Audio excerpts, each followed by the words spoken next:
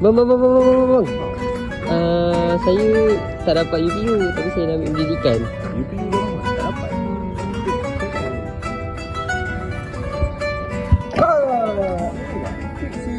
College Universiti Islam Johor. Di sini ada banyak kos. Antaranya ialah Diploma Pendidikan Islam, Diploma Pendidikan Awal Kanak-kanak, dan di sini juga ada Diploma Usuluddin dan Diploma Pengurusan Dakwah.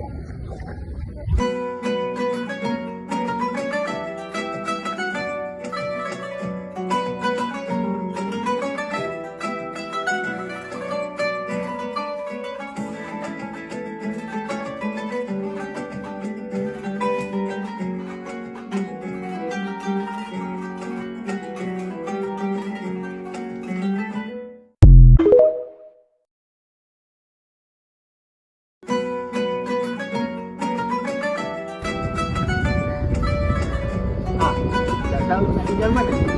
Di sini, UIC menyediakan 4 kolej kediaman. 3 di Jalan Getah Merah dan 1 di Pasarburi Titiwasa di Bandar Baru Kedah.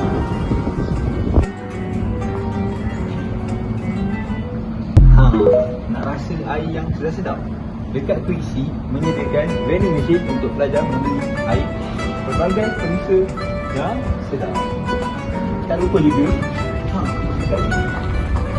terdapat makanan ringan seperti Maggi, air kotak, kacang, biskut dan macam-macam lagi.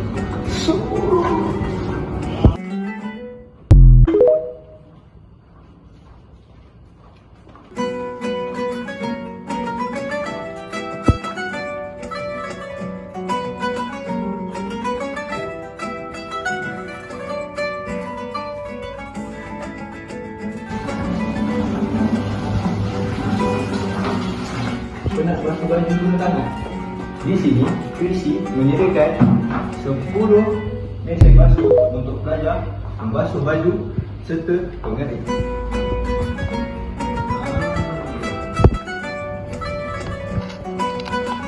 Motor tak ada, kereta pun tak ada.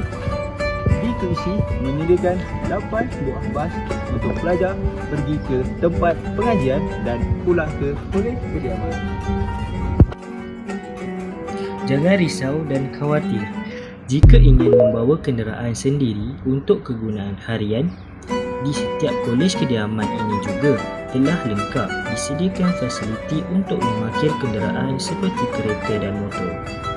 Dengan ini, para mahasiswa dan siswi mudah untuk meletakkan kenderaan di kawasan parkir kenderaan di kolej kediaman. Orang nak masuk kursi, boleh tekan link di bawah.